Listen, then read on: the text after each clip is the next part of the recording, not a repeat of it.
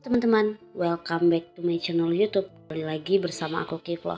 Oke teman-teman, terima kasih buat kalian yang udah klik video ini dan terima kasih buat kalian yang udah pantengin aku sampai sekarang. Oke, kita lanjutkan aja ya ceritanya. Gue kaget dengar waktu itu karena rencananya bukan malah nginep 2 hari, tapi ada kelegaan di keputusan itu. Mereka cuma berargumen kalau hari ini keluarga Yuda yang dari luar kota bakal pakai rumah ini sementara. Jadi kita harus balik. Gue tahu, pasti semua bohong. Tapi ya gue iyain aja. Kita berkemas kemudian meluncur pulang. Gue perhatikan sekali lagi rumah itu dari depan dan gue masih yakin rumah ini benar-benar kelihatan normal.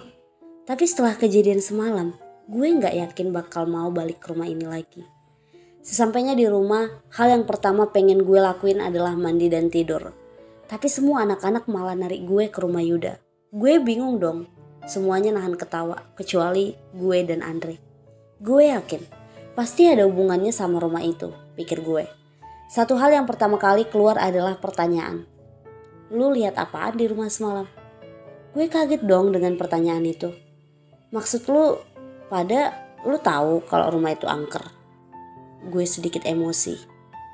Mereka kompak ketawa terus Yuda yang ngomong. Nggak angker, cuma ada penghuninya kok. Gue cuma senyum kecut dengarnya. Apa bedanya Bambang? Gue ceritain semua yang gue alamin dan mereka cuma mangut-mangut. Dan disitulah gue baru sadar, sedari tadi Ibu Yuda curi dengar cerita gue.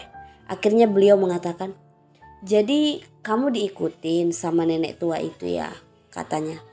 Nama nenek itu Nini Towok. Gue kaget dong secara otomatis. Beliau ngejelasin kalau Nini Towok itu biasanya cuma ada di dapur. Orang-orang terpengaruh di Jawa dan memang Nini Towok suka nampakin diri sama orang-orang tertentu. Biasanya mereka nampakin diri buat cegah balak atau bencana yang disebabkan oleh orang tersebut. Setelah dengar itu gue ceritain semua, mulai dari mbak-mbak di pohon jambu, bayangan hitam di kamar mandi, sampai suara anak-anak.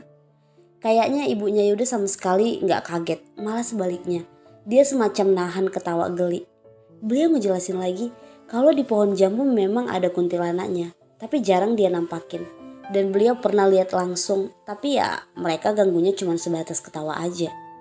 Sementara bayangan hitam di kamar mandi itu, dayoh atau tamu, dan kabarnya dia bukan penghuni rumah itu. Karena sering sekali berpindah-pindah, kadang di rumah tetangga, tapi seringnya memang tempatnya di kamar mandi. Karena lembab mungkin. Beliau juga bilang katanya bayangan hitam ini agak jahat dan bisa mencelakai. Makanya suruh baca doa tiap masuk kamar mandi biar gak digangguin. Di sini Andri ikut nyeletuk kalau dia lihat bayangan hitam itu dan Andri hampir kepleset masuk sumur. Untung tangannya masih sigap pegang kayu di samping sumur. Itulah kenapa dia langsung pucat begitu keluar.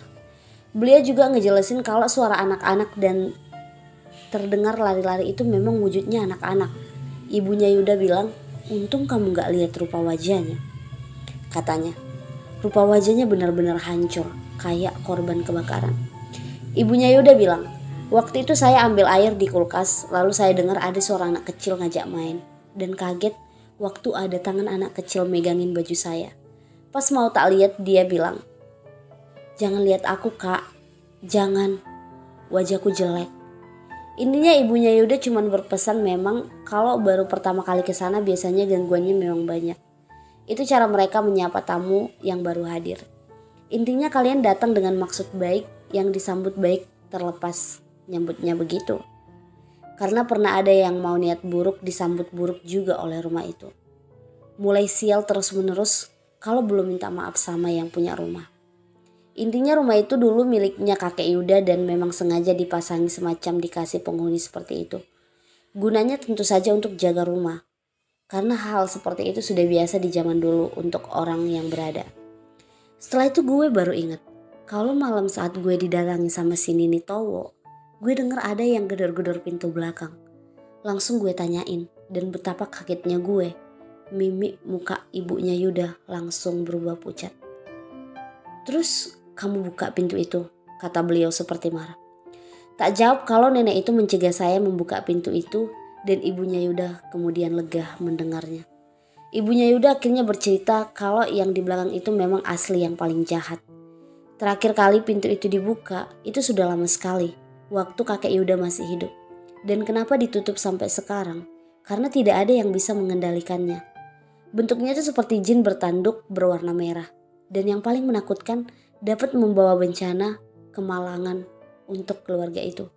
Karena itu sengaja dikurung di sana, ibaratnya itu adalah rajanya. Itulah cerita yang bisa gue bagikan kali ini.